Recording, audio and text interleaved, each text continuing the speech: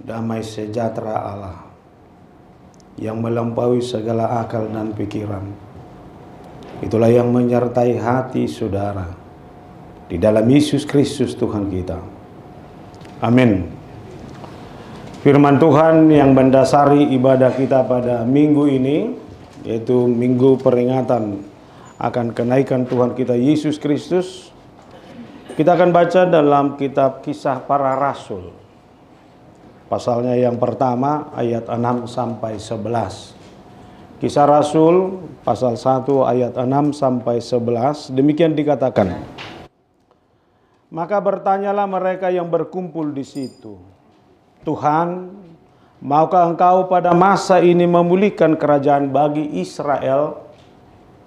Jawabnya, engkau tidak perlu mengetahui masa dan waktu yang ditetapkan Bapa sendiri menurut kuasanya.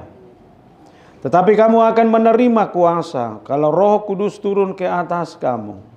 Dan kamu akan menjadi saksiku di Yerusalem, di seluruh Yudea dan Samaria, dan sampai ke ujung bumi. Sesudah ia mengatakan demikian, terangkatlah ia disaksikan oleh mereka, dan awan menutupnya dari pandangan mereka.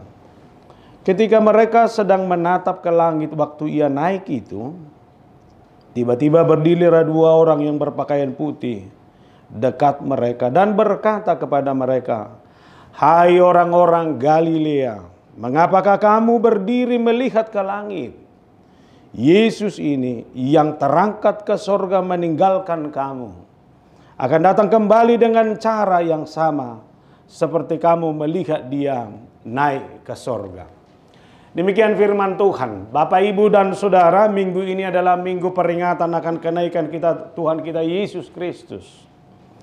Peringatan ini selalu kita rayakan setiap tahunnya. Dan saya harus katakan peringatan ini tidak dapat kita pisahkan dari peristiwa kelahiran, kematian, dan kebangkitan Yesus Kristus. Dan memang perayaan ini selalu sepi. Semangat orang juga adalah semangat yang tidak seperti ketika kebangkitan, kematian, bahkan peristiwa kelahiran itu. Saudara, peristiwa setelah Yesus bangkit dari kematian itu, masih ada 40 hari lagi Yesus bersama dengan murid-muridnya sebelum dia naik ke sorga. Nah, kenapa mesti 40 hari? Kenapa nggak naik langsung? Seharusnya kan begitu bangkit, ini adalah sudah peristiwa yang luar biasa, seharusnya dia langsung naik. Tapi ini tidak, masih ada masa 40 hari. Nah, masa 40 hari ini adalah masa di mana dia menyadarkan orang bahwa dia benar-benar sudah bangkit. Seperti khotbah-khotbah yang sudah kita dengar, peristiwa kebangkitan itu adalah peristiwa yang sangat sulit kita terima, diterima manusia pada saat itu, termasuk para muridnya. Sehingga masa 40 hari inilah masa memberitahu, menyadarkan orang bahwa dia adalah Allah yang sudah benar-benar bangkit mengalahkan kematian itu. Nah, ini juga harus kita sadari pertama, agar makna kenaikan ini menjadi makna yang tersendiri bagi kita. Yesus yang bangkit itu adalah anak Allah yang telah benar-benar mengalahkan kuasa maut itu. Dan sekarang dia akan naik ke surga. Lalu yang kedua, masa 40 hari ini adalah masa pelatihan. Dia mau melatih para murid-muridnya. Dia mau melatih seluruh orang percaya di seluruh dunia. Ketika Yesus menyelesaikan misinya di dunia ini, tugasnya di dunia ini, maka tugas itu diserahkan kepada gereja, diserahkan kepada murid-muridnya, dan diserahkan kepada kita pada saat ini. Nah, saudara, dalam masa 40 hari ini, kita lihat, Yesus menjumpai para murid-muridnya itu, menampakkan diri kepada Maria, lalu menampakkan diri kepada wanita yang kembali dari kubur Yesus, kepada Petrus, lalu kepada dua orang murid yang pergi ke Emmaus, kemudian kepada 10 murid dengan teman-teman tanpa termasuk Thomas, kepada semua murid suatu malam termasuk Thomas, kepada 7 orang murid di pantai Danau Galilea, kepada 500 orang murid di Galilea, kepada Yakobus saudara Yesus, dan kepada semua rasul. Itulah yang ada dalam nas kita ini. Lihat 10 kali pertemuan itu dia pakai dalam rangka memperkenalkan dirinya, menyadarkan mereka bahwa dia adalah Yesus yang benar-benar bangkit itu. Nah saudara, kita tahu bahwa misi Yesus di dunia ini adalah dalam rangka memberitakan Injil. Injil keselamatan itu. Dan dia selesaikan itu dengan baik. Lalu yang kedua, dia mau menebus manusia dari dosa itu melalui kematiannya. Ini semua diselesaikan dengan baik. Artinya Yesus yang adalah anak Allah itu dia menjadi manusia. Dia menyelesaikan tugas dan misinya dengan baik. Dan dia sungguh-sungguh menyelesaikan itu. Tanpa ada kekurangan suatu apapun. Ini artinya kita disadarkan bahwa Yesus yang naik itu adalah Yesus yang mengajar kita untuk serius dalam segala hal. Mengimani Yesus berarti kita menerima tugas panggilan itu. Mengimani Yesus yang naik itu artinya menyadarkan seluruh orang percaya di sepanjang zaman bahwa tugas penyelamatan Yesus dalam rangka menyelamatkan kehidupan kita adalah tugas yang sudah diselesaikannya dengan baik. Memang saudara, ini bisa menyakitkan bagi para murid. Bayangkan setelah peristiwa kematian itu bagaimana mereka terguncang dan terpukul. Mereka sangat sulit menerima.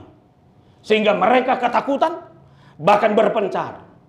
Yesus sudah bangkit, lalu mereka bersama-sama kembali, bersama-sama dengan Yesus. Ini adalah masa yang indah.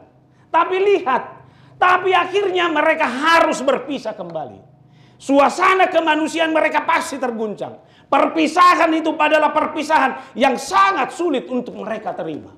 Bayangkan yang sudah bersama, lalu kehilangan masa itu, mereka bersama kembali, lalu sekarang mereka tidak lagi bisa bersama-sama karena Yesus akan naik ke surga. Saya nggak tahu kalau bisa saya pakai analogi ini. Saya adalah anak kampung. Sarupa duit ada gudang aja.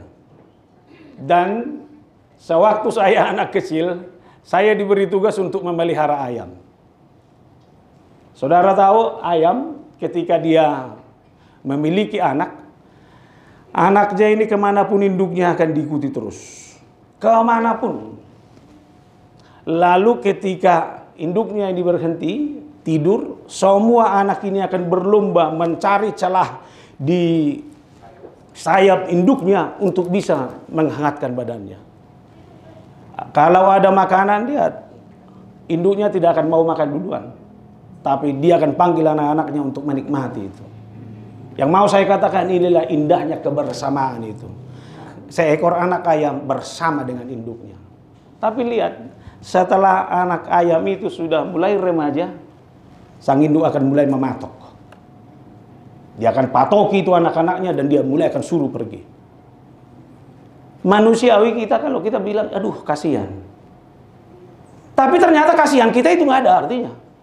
Memang itu harus berlangsung. Anaknya harus disapi, anaknya harus dibiarkan menjadi mandiri untuk mencari makanannya sendiri dan menjaga hidupnya sendiri. Lalu saya berpikir, jangan-jangan ini maknanya. Kalau Yesus terus bersama kita, kita tidak akan pernah bisa menjalani hidup ini secara sendiri. Murid-murid itu juga demikian. Maka yakinilah kenaikan Yesus Kristus itu bukanlah kenaikan yang membuat perpisahan bagi kita. Tetapi kenaikan Yesus Kristus itu mengajar kita dalam segala hal untuk semakin mandiri dalam kehidupan ini. Nah untuk itu saudara, agar makna kenaikan ini lebih mengena dalam kehidupan kita, maka mari kita lihat beberapa hal dari makna peristiwa kenaikan itu sendiri. Yang pertama, melalui peristiwa kenaikan Yesus Kristus, kita mau disadarkan bahwa misi dan pelayanan Yesus telah selesai di dunia ini.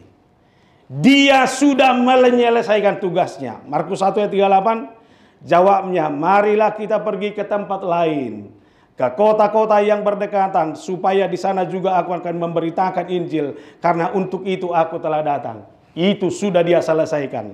Lalu Markus 10:45, karena anak manusia juga datang bukan untuk dilayani, melainkan untuk melayani dan untuk memberikan nyawanya menjadi tebusan bagi banyak orang. Sudah terima? Sudah. Ini, saya boleh nikmati hidup hari ini.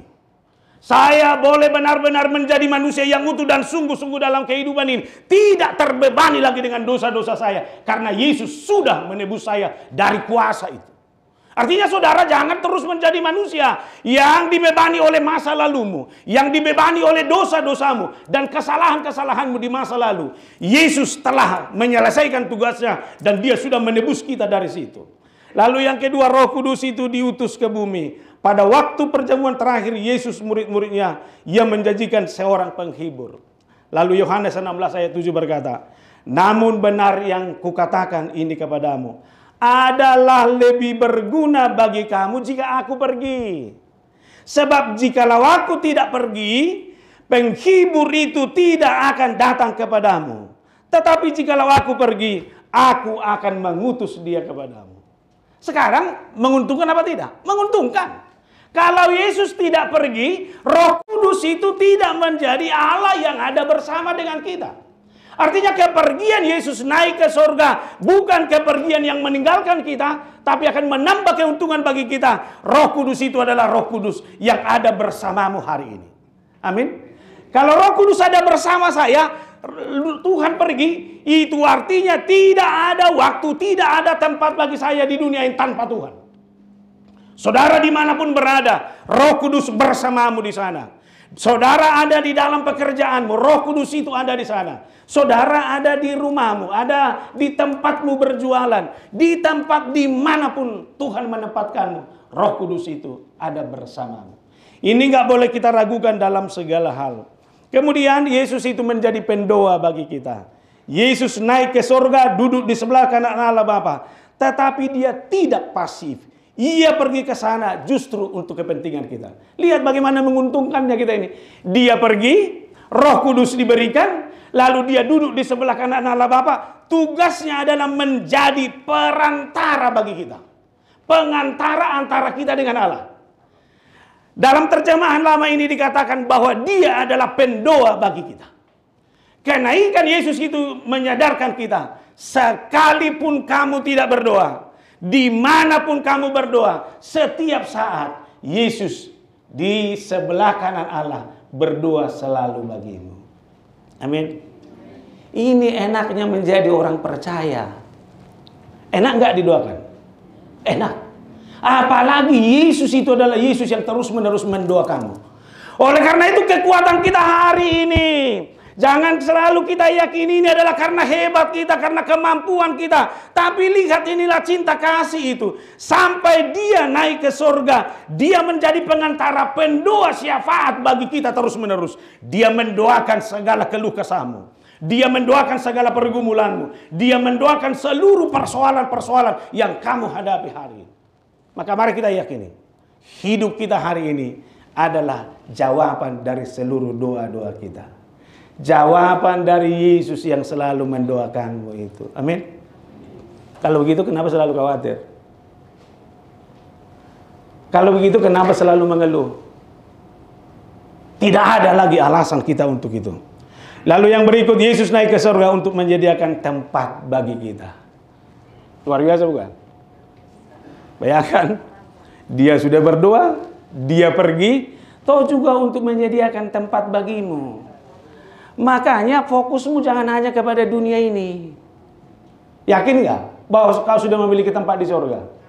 Sudah yakin karena Yesus sudah naik ke surga. Dia akan datang menjemputmu nanti. Kaplingmu sudah ada di sana ya. Itu sudah dibayar lunas, nggak usah cicil lagi. Nyaman nggak?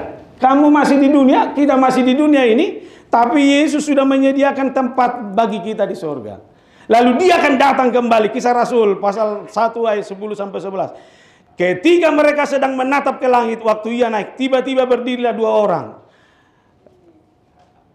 yang berpakaian putih dekat mereka dan berkata kepada mereka, hai orang-orang Galilea. Saya ganti dulu ini, hai orang-orang Batak, mengapakah kamu berdiri melihat ke langit?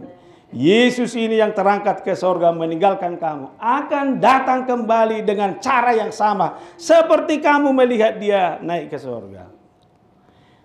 Imani, dia pasti akan datang kembali. Yesus nggak pernah bohong. Begitu besar kasih Allah akan dunia ini, ia mengaruniakan anaknya. Anaknya dikasih?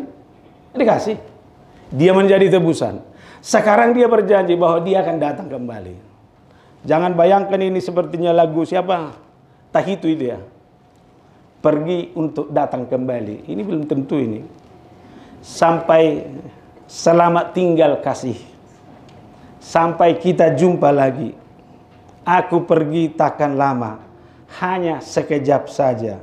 Ku akan kembali. Asalkan engkau tetap menanti. Belum tentu. Siapa mau pacaran jarak jauh? Ada? Sedangkan keluarga berjauhan, istrinya di Mustika Jaya, suaminya harus pergi jauh, enak enggak? Mana enak? Suami orang dan istri bisa sama-sama ke arisan. Paling dia hanya nyanyi-nyanyi aja di sana, ketimbang melihat-lihat orang itu. Keluarga orang bisa sama-sama pergi makan. Kamu hanya tinggal dengan anak-anakmu. Untuk merasakan nyamannya bersama itu juga susah. Tapi ingat, kalau manusia berjanji itu belum tentu. Tapi ingat, Allah yang berjanji itu dia akan datang kembali. Nah persoalannya sekarang, ketika dia datang, kamu mau ikut? Mau. Siapa yang nggak mau di surga kan itu? Makanya sekarang mulai bayangkan, kamu tuh hidupmu tidak hanya akan berakhir di dunia ini, tapi hidupmu akan dibawa ke surga. Tapi jangan setengah-setengah, sepertinya di surga tapi lupa kakinya di dunia. Ingat, kamu tetap di dunia ini, memijakkan kaki di dunia ini, tapi orientasimu sudah surga. Kalau orientasi saya surga, itu artinya kenyamanan, sukacita itu yang menjadi milik saya. Ini menjadi bukan hanya sekedar hiburan bagi saya, tetapi ini menjadi kekuatan. Oleh karena itu menghadapi apapun yang ada di dunia ini sebagai warga surgawi, saudara harus berbeda. Cara katamu, cara bicaramu, cara bergaulmu adalah cara yang benar-benar sebagai pemilik surga. Lihat yang di sampingmu. Lihat. Gimana? Bisa enggak kamu menghadirkan dirimu menjadi warga surgawi dalam pergaulanmu sehari-hari? Jangan tuntut apa-apa. Aisuna lomoro hakku memerengi. Mana bisa? Dia selalu mengecewakan saya, enggak bisa. Apapun kata dunia ini, desakan apapun, pergumulan apapun, tawaranmu adalah tawaran surgawi dalam kehidupanmu sehari-hari. Amin. Ini yang harus kita sadari. Makanya Yesus naik ke surga menyediakan tempat itu adalah menyediakan tempat yang nyaman bagi kita dan meyakinkan kita bahwa dunia ini adalah sementara bagi kehidupan kita. Yang kekal itu adalah kehidupan surgawi. Lalu yang terakhir, Yesus naik ke surga itu berarti tugas pemberitaan Injil yang dia emban selama ini diserahkan kepada gereja. Diserahkan kepada kita. Jadi artinya jangan main-main lagi kalau sebagai warga surgawi sudah disediakan. Yesus yang awalnya adalah Yesus yang dalam memberitakan Injil, keselamatan, sukacita itu. Sekarang tugas itu ada pada kita, tidak kepada yang lain. Ini yang mau kita pergumulkan melalui nas kita hari ini. Ini yang mau kita pergumulkan melalui peristiwa kenaikan Yesus itu. Tuhan, tugas pekabaran Injil. Tugas untuk menyampaikan Injil dan kabar sukacita itu sekarang ada pada saya. Dunia ini boleh makin gelap. Dunia ini boleh memiliki kesusahannya sendiri. Tapi yakinlah bahwa engkau sebagai orang yang sudah ditebus, ketika Yesus naik ke surga, tugasmu adalah menghadirkan sukacita di situ. Tugasmu adalah menghadirkan damai sejahtera di situ. Di mana ada kerusuhan, di mana ada pergumulan, di mana ada ketidaknyamanan, kehadiranmu harus menjadi kehadiran yang membawa kenyamanan di sana. Maka untuk itu yang pertama yang harus kita sadari adalah bahwa Allah adalah Allah yang benar-benar berkuasa atas segala sesuatunya. Lihat pertanyaan para murid itu. Tuhan, apakah engkau mau menghadirkan ayat 7-nya? Ayat 6. Tuhan, maukah engkau pada masa ini memulihkan kerajaan bagi Israel? Pemikiran mereka hanya soal kenyamanan. Pikiran mereka hanya soal hidupnya. Mereka berpikir bahwa Tuhan itu akan membangun kejayaan kerajaan Daud. Yang benar-benar menjadi sebuah kerajaan yang begitu luar biasa pada saat itu. Ini yang mereka harapkan. Persoalan yang sama bisa jadi, Tuhan, Engkau sudah bangkit, Engkau sudah bersama-sama dengan kami. Apakah Engkau akan memberikan kenyamanan bagi saya hari ini? Bukankah sering kita bertanya, Tuhan, kapan ini semua akan berakhir? Tuhan, berbagai banyak penderitaan. Mulai saya menginjakkan kaki di Jakarta ini, di perantauan ini, berbagai pergumulan tidak pernah selesai. Rumah tangga ini mulai berdiri adalah rumah tangga yang penuh dengan persoalan, tidak pernah nyaman. Kapan ini akan berakhir? Tuhan, ekonomi yang sudah saya bangun ini, saya bangun pagi, pulang sore ke rumah, tapi ekonomi rumah tangga ini selalu morat-marit. Kapan ini akan berakhir? Kan ini pertanyaan kita semuanya. Lalu kalau Tuhan jawab sekarang, apa mau kau bilang? Berakhirlah semua pergumulanmu. Tidak ada lagi duka dan air mata. Mau? Mau nggak? Mana ada hidup senyaman jalan di jalan tol. Lihat, di jalan tol terlampau nyaman pun ngantuk selesai. Maka jangan pernah impikan itu. Biarlah urusan Tuhan itu. Kapan pergumulan ini selesai bukan urusan saya. Kapan persoalan ini akan selesai bukan urusan saya. Urusanmu adalah Tuhan berkuasa. Tuhan itu adalah Tuhan yang maha baik, yang bisa memakai saudara untuk bekerja, untuk melakukan segala sesuatunya, menghadapi persoalan apapun dalam kehidupan ini. Sudah? Sebagai istri juga harus seperti itu. Gak usah keluhkan apapun. Tuhan, kapanlah suamiku ini lebih baik sedikit lah. Gak usah, biarin aja. Tugasmu adalah sebagai istri benar-benar menghadirkan cinta, selesai, titik. Susah hoi Beni. Anak-anak juga seperti itu. Tugasmu lakukan. Belajar baik-baik. Belajar baik-baik. Hormat kepada orang tuamu. Umur yang panjang menjadi milikmu. Masa depan yang gemilang menjadi milikmu. Kapan itu yang terjadi? Tunggu Tuhan. Tuhan, anak saya sekarang sudah mahasiswa. Nanti 2023 dia akan bekerja. 2026 menikah. Berarti 2027 saya sudah punya cucu. Lalu dia lihat anaknya. Benar, tamat sekolah. Benar, dia bekerja. Uang pun sudah dikasih. Nah, kapan menikah? Mama ini menikah aja dipikir. Kau kan susah sendiri. Maka ya udah berdoa yang terbaik aja lah. Ini persoalannya. Tuhan, apakah kau akan menghadirkan kerajaan di sana? Enggak usah. Makanya jawaban Tuhan, biarlah itu menjadi urusan Tuhan. Urusan kita lakukan. Apa yang menjadi tanggung jawabmu, lakukan itu dalam kehidupanmu sehari-hari. Itu yang perlu dalam kehidupan kita sehari-hari. Tapi lihat, kuasa Tuhan itu adalah kuasa yang nyata terus. Lihat, siapa yang berpikir bahwa saudara bisa menikmati hidup hari ini seperti ini? Hidup yang saya nikmati sampai hari ini adalah hidup yang tidak pernah saya bayangkan sebelumnya. Tapi lihat, semua berjalan baik. Semua dicukupkan. Semua diberikan. Apa yang tidak saya bayangkan, saya bisa nikmati hari ini. Makanya ingat, berkat Tuhan bagi kehidupanmu adalah Tuhan mau hadir dan memberi kekuatan bagimu dalam segala hal. Titik. Persoalan memang ada, tantangan masih ada, tapi kekuatan yang daripada Tuhan itu adalah kekuatan yang terus-menerus menyertai saya hingga hari ini. Maka terima kasih Tuhan. Engkau Allah yang naik ke sorga di dalam Yesus Kristus. Engkau adalah Allah yang berkuasa dalam kehidupan saya, dalam dunia ini. Makanya dunia ini sekacau apapun gak usah takut. Tuhan punya kuasa. Bisa dihentikan semuanya itu? Bisa. Sekejap kan bisa. Lihat angin ribut itu.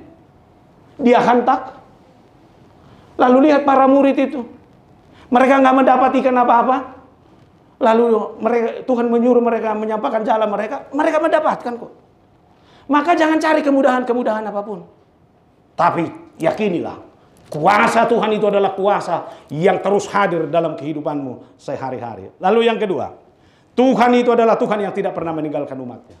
Ingat, sekali lagi saya katakan. Tuhan itu adalah Tuhan yang tidak pernah meninggalkan umatnya.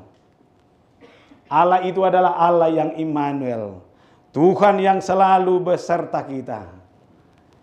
Dia naik, Roh Kudusnya ada bersama dengan mereka, dengan kita semuanya. Ini, kalau Tuhan ada bersamamu, kalau Tuhan itu ada di rumahmu, Kalau Tuhan itu ada terus dalam kehidupanmu, apa alasanmu untuk takut? Nggak ada yang membuat saya takut untuk apapun.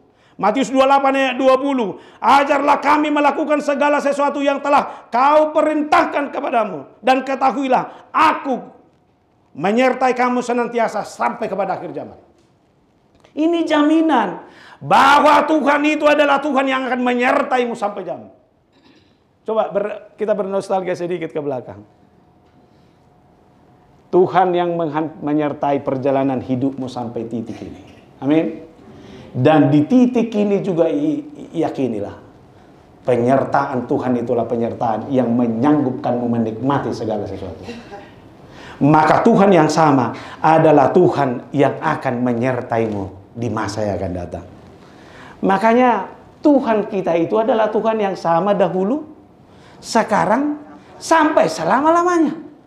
Kalau dia adalah Tuhan yang bisa melakukan mujizat pada masa yang dulu, apakah dia bisa melakukan itu sekarang?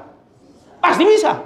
Kalau Tuhan itu adalah Tuhan yang bisa hadir dalam setiap pergumulan orang, ketika seorang anak sakit, ketika seorang anak meninggal, lalu itu dihidupkan kembali. Apakah mujizat yang sama bisakah saya terima hari ini? Bisa.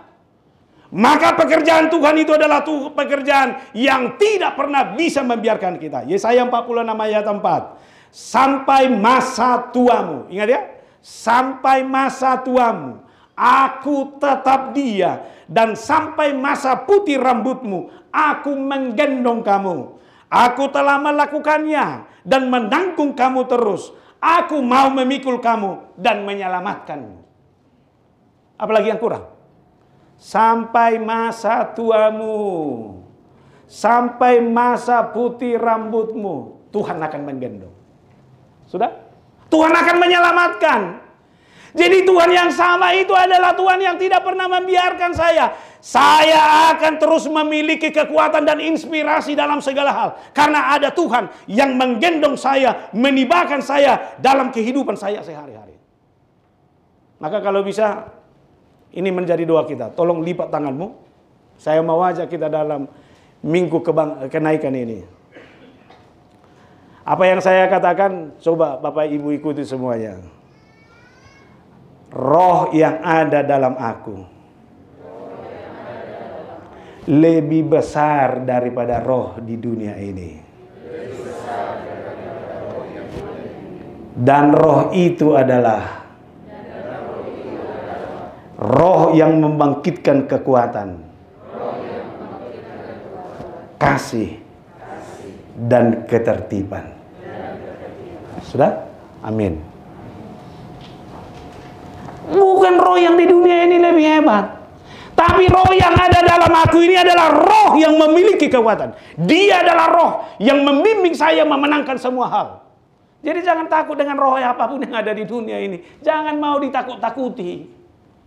Jangan mau takut selama berjalan bersama dengan roh itu.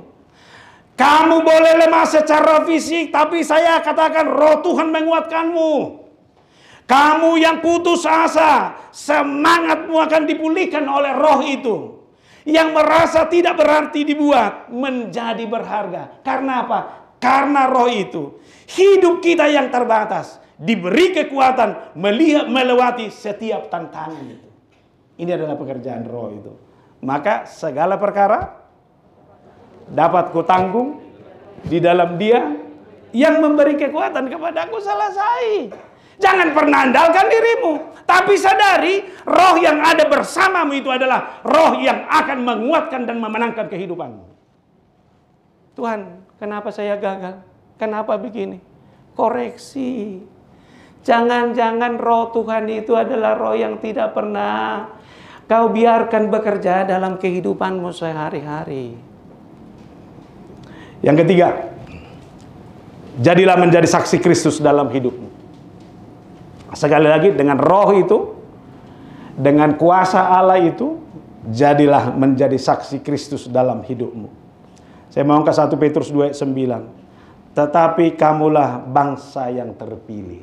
Sekali lagi, kamulah bangsa yang terpilih. Imamat yang rajani, bangsa yang kudus, umat kepunyaan Allah, supaya kamu memberitakan perbuatan-perbuatan besar dari Dia yang telah memanggil kamu keluar daripada kegelapan menuju terang yang ajaib. Sudah? Kamu adalah bangsa yang terpilih. Bayangkan, kita ini lemah, kita ini berdosa, tapi Allah mau memilih. Kalau saya dipilih, itu adalah kebanggaan bagi saya. Kalau saya dipilih, itu bukan hanya kebanggaan titik, tapi itu menjadi tanggung jawab. Tanggung jawab ini yang harus saya lakukan dalam kehidupan saya. Maka sebagai orang pilihan Tuhan, setiap kata, setiap tindakan, setiap perbuatan saya adalah perbuatan yang harus menjadi kemuliaan bagi nama Tuhan. Tidak ada yang lain.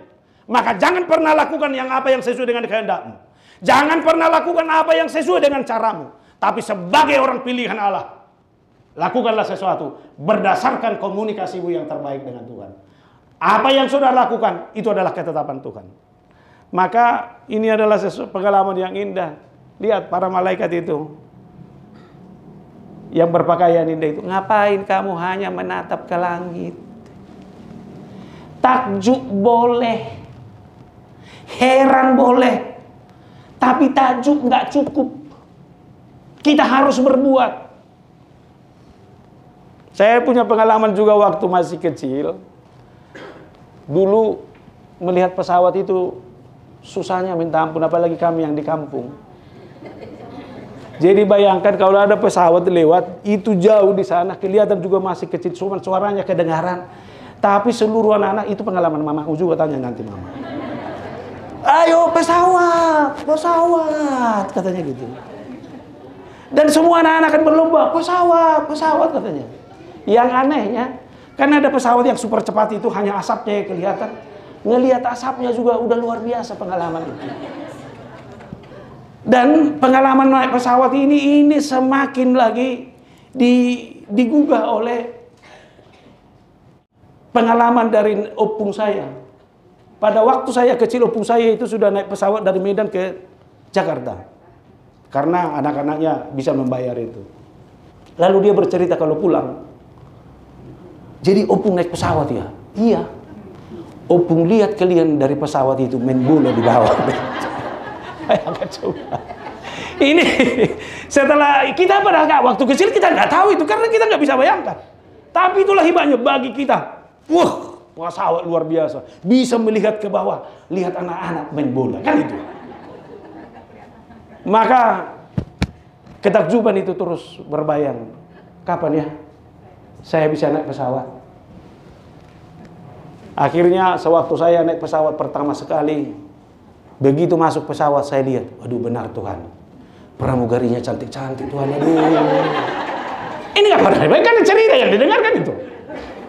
Lalu pramugarinya mulai bicara, pelampung ada di bawah kursi Anda, tidak dibawa pulang. Wah, emangnya siapa yang mau ngambil kan itu? Itu menjadi bahan lucu yang luar biasa. Lalu ketika mulai memasang itu seat belt, waduh itu tegang sendiri. Gimana ya? Mana dimasukkan kemana kan nggak tahu. Tapi akhirnya bisa juga dimasukkan.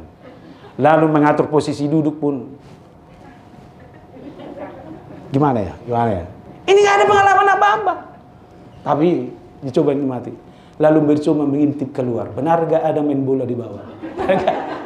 Nggak kelihatan apa-apa juga. Opung saya ini bohong ini, saya pikir itu. Hanya mau memperindah cerita, saya pikir itu. Lalu begitu pesawat take off dan landingnya, jantung lucu. Apalagi ada turbulensi itu kan. Itu. Tapi akhirnya saudara, setelah beberapa kali kita naik pesawat, itu menjadi pengalaman biasa. Tapi lihat, hal yang kita takjubkan itu menjadi pengalaman, menjadi realitas. Betapa bahagianya hidup ini. Amin. Takjub melihat Yesus naik ke surga. Sekarang tugasmu jangan hanya melihat ke atas lalu tertegun, waduh, naik ke surga. Cukup. Sekarang lihat ke bawah. Tugasmu ada di dunia ini. Jadikan itu menjadi pengalaman. Jangan jadikan itu hanya menjadi hayalan-hayalan. Hayalan seperti anak kecil yang melihat pesawat itu. Tapi jadikan dia menjadi pengalaman hidup yang saudara harus alami dalam segala hal. Tuhan, biarkan saya menjadi orang yang bisa Tuhan pakai mewujudkan semua hal-hal yang menakjubkan itu dalam kehidupan saya sehari-hari. Maka sebagai seorang ibu di rumah, ketakjubanmu itu tunjukkanlah bahwa sesulit apapun, seberat apapun hidupmu, kata-katamu adalah kata-kata yang menguatkan. Amin. Unang bejut ni rohami baeda. Jemula kan no cianon tolema. Mudah-mudahan bu piamate jabu, dungai mapelan. Pak, bangun Pak. Mau makan apa Pak? Lebih bagus itu ketimbang kamu marah-marah. Kan tadi sudah takjub kan? Takjub. Betapa takjubnya lagi kalau kemarahanmu bisa berubah menjadi sukacita. Kalau kekecewaanmu bisa berubah menjadi harapan. Maka jangan pernah lagi lihat. Hadirmu adalah hadir yang menguatkan. Buat anak-anak di sini, takjub dengan Yesus yang naik ke surga. Takjub seperti pengalaman tadi, mulai tunjukkan. Bapakmu itu adalah bapak yang paling hebat bagimu. Amin. Bangga gak dengan bapakmu? Tunjukkanlah. Pak, sama seperti lagu itu, Buru Pangguaran. Saya akan hadir menjadi sukacita di keluarga ini. Nyata. Jadi artinya menjadi saksi itu nggak perlu berpikir mau pergi ke pulau-pulau yang lain. Kalau saudara nggak punya duit untuk membantu penginjilan, nggak apa-apa. Jangan paksa. Tapi hadirkan dirimu menjadi saksi atas kebaikan Tuhan dalam hidup ini. Amin. Dunia ini adalah dunia yang tidak selalu cocok dengan pikiranmu. Dunia ini adalah dunia yang tidak selalu sesuai dengan cara berpikirmu. Tapi ingat, dunia yang tidak cocok itu, dunia yang tidak kau senangi itu, disitulah saudara hadir. Menjadi manusia yang mengulurkan tangan, mengulurkan persahabatan, mengulurkan cinta kasih, dan membangun kekuatan dalam kehidupan ini. Jangan pernah biarkan dunia ini mengambil rasa takjubmu itu. Tapi jadikan dirimu menjadi orang yang mampu menjadikan seluruh kehidupan ini menjadi tempat kesaksian kita di dalam Kristus. Lalu yang berikut, persiapkan dirimu. Kapanpun Tuhan datang, engkau sudah siap. Umur manusia hanya 70 tahun, artinya terbatas. Kamu bisa jamin kamu masih hidup besok? Siapa yang bisa menjamin? Kalau sekiranya hidupmu hari ini selesai, kalau Tuhan datang menjemputmu, kau di sebelah kanan atau sebelah kiri? Maunya kan itu. Maka hidup saya sekarang ini adalah hidup yang paling berharga, jangan main-main. Yesus yang naik itu sudah mengingatkan bahwa dia akan datang kembali. Tuhan, kapanpun engkau datang, saya sudah siap dan saya yakin saya menjadi bagian dari dalam kerajaan Tuhan itu. Maka hidupmu yang singkat ini, silakan. Sekarang pilih. Kalau mau naik surga, tanamlah kebaikan. Jangan tanam kebencian. Kalau saudara mau ambil bagian dalam kerajaan surgawi itu, hadirlah menjadi motivasi, hadir menjadi semangat, hadir menjadi memiliki daya dorong, memberi inspirasi kepada orang lain. Jangan menjadi orang yang membawa duka. Buat anak-anak di sini, hidupmu hari ini jadikanlah menjadi hidup yang benar-benar membawa sukacita bagi kedua orang tuamu. Titik. Maka Tuhan, ajarlah kami memakai hari-hari kami menjadi hari-hari kemuliaan bagi nama Tuhan di dalam surga. Oleh karena itu, melalui kenaikan ini, biarlah kita semakin yakini kuasa Tuhan itu dalam kehidupan kita. Dengan kuasa itulah, dan jadilah menjadi saksi Kristus dalam kehidupanmu sehari-hari. Beritakanlah itu, jadilah sukacita, jadilah berkat, jadilah pembawa damai, dan jadilah yang menghadirkan semangat dalam kehidupanmu.